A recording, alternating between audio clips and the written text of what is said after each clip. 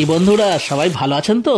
তো বন্ধুরা, আজকে যে রেসিপিটা আমি আপনাদের সাথে শেয়ার করব সেটা হচ্ছে বর্ধমান জেলার বিখ্যাত একটা খাবার, সেটা হচ্ছে ডাঁটা পোস্ত।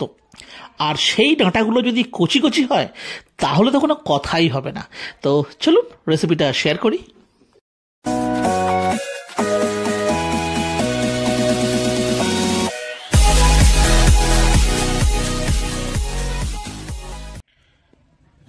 তো বন্ধুরা, যেহেতু বানাচ্ছি ডাঁটা পোস্ত, দেখুন নিয়ে নিয়েছি পোস্ত, সাথে দেখুন নিয়ে নিয়েছি কাঁচা লঙ্কা, এটা তো মাস্ট ঝালের জন্য। আর বন্ধুরা, কচি কচি যে ডাঁটাগুলো দেখুন এখানে ছোট ছোট টুকরো করে কেটে নিয়েছি, জাস্ট 1 আঙুল সাইজে।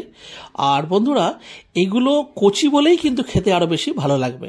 আর এই দেখুন আলুকেও লম্বা লম্বা সাইজে কেটে নিয়েছি, আর নিয়ে নিয়েছি 3টে টমেটো। বন্ধুরা, টমেটোটা একটু কাঁচা কাঁচা নিলেই কিন্তু ভালো হয়। তো দেখুন এখানে পোস্ত বাটাও আমাদের রেডি। তো চলুন এবারে রেসিপিটা স্টার্ট করি। তো দেখুন এখানে গ্যাসটাকে প্রথমে আমরা জ্বালিয়ে নিচ্ছি আর নিয়ে নিচ্ছি একটা কড়াই। আর যেহেতু এটা পোস্ত, তো সেহেতু এতে দিয়ে দেবো সর্ষের তেল, মানে সর্ষের তেলই এই রান্নাটা হবে। তো তেলটা প্রথমে একটুখানি গরম হয়ে যাক। তো দেখুন এখানে তেল দিয়ে ধোঁয়া বেরোচ্ছে, তেলটা গরম হয়ে গেছে। আর প্রথমেই আমরা দিয়ে দেবো কেটে রাখা আলু।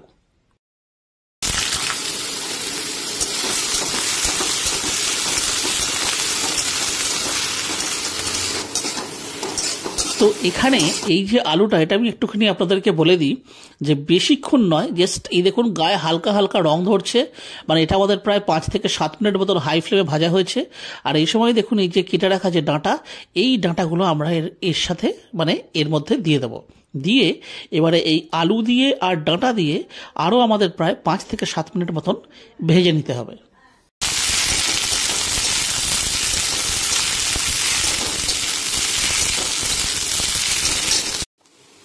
তো এখানে দেখুন আমাদের 7 মিনিট মতন প্রায় ভাজা হয়ে গেছে। আর এই সময়তে আমরা দিয়ে দিচ্ছি কেটে রাখা টমেটো। বন্ধুরা, এই টমেটোটা দিয়ে দেওয়ার পরে এটাকে ভালো করে এটার সাথে করে দিতে হবে মিক্স, এবং বেশিক্ষণ না, জাস্ট 2 থেকে 3 মিনিট একটুখানি হাই ফ্লেমেই ভেজে নিতে হবে। আর ভাজা হয়ে গেলেই এতে আমরা দিয়ে দেবো ঢাকা চাপা, এবং গ্যাসের ফ্লেমটাও কিন্তু স্লো করে দিতে হবে। তো দেখুন এখানে আমাদের আরও 5 মিনিট ভাজা হয়ে গেছে।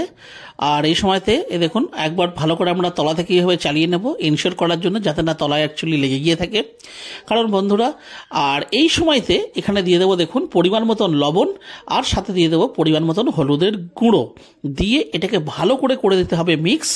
এবং এটাকে বন্ধুরা আমাদের আবার জাস্ট 5 থেকে 7 মিনিটের জন্য ঢাকা চাপা দিয়ে দিতে হবে। তো বন্ধুরা, এখানে আমরা বারবার এটাকে ঢাকা চাপা দিচ্ছি এই কারণে, যেহেতু এটা প্লেন আলু পোস্ত নয়, এতে ডাঁটা রয়েছে।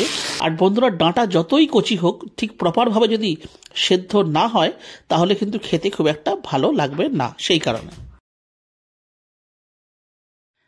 তো এখানে দেখুন আমাদের ঢাকা চাপা দিয়ে 5-7 মিনিট হয়ে গেছে।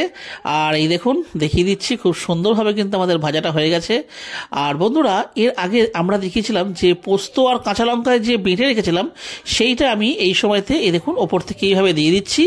আর এই মিক্সির বাটিটা ধুয়ে দেখুন সামান্য পরিমাণ জলও আমরা এতে অ্যাড করে দেবো।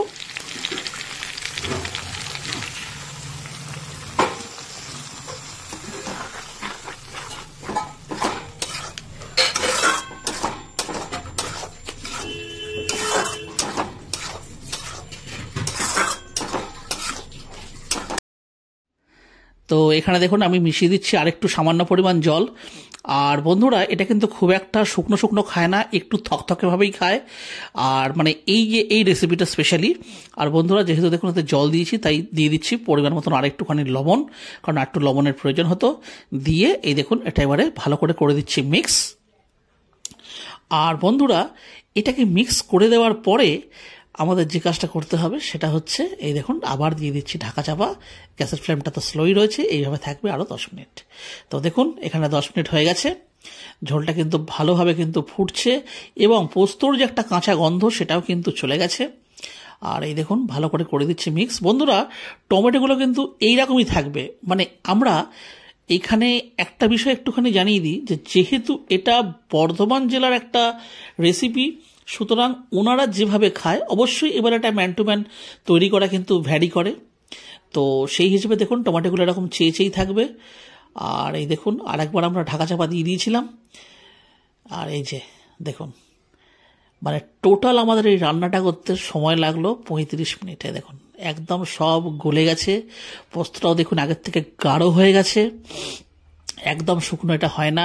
এইভাবেই ঝোলঝোল জাস্ট মানে ভাতে মেখে খেতে, গরম ভাতে মেখে খেতে জাস্ট দারুণ লাগবে। আর বন্ধুরা খতম করার আগে মানে নামানোর আগে এই কাঁচা সর্ষের তেল, এটা কিন্তু অপশনাল নয়, মাস্ট, মানে এটা দিতেই হবে। তারপরে এটার যা স্বাদ, উফ, জাস্ট অসম সালা। দেখুন এখানে গ্যাসের ফ্লেমটা অফ করে দিলাম, আর এই রেসিপিটা কিন্তু এখানেই একদম রেডি। তো বন্ধুরা তাহলে আজকের ভিডিওটা তাহলে আমি এখানে শেষ করছি। যদি আজকের আমাদের এই ডাঁটা পোস্তর রেসিপি আপনাদের ভালো লেগে থাকে তাহলে অবশ্যই ভিডিওটিকে একটি লাইক দেবেন। চ্যানেলে যদি কোনো নতুন বন্ধু এসে থাকেন তাহলে অবশ্যই চ্যানেলটিকে সাবস্ক্রাইব করে আমাদের পাশে থাকবেন। তাহলে আবার দেখা হচ্ছে অন্য কোনো ভিডিওতে অন্য কোনো রেসিপির সাথে। ততদিন পর্যন্ত কিন্তু নিশ্চয়ই ভালো থাকবেন। টাটা।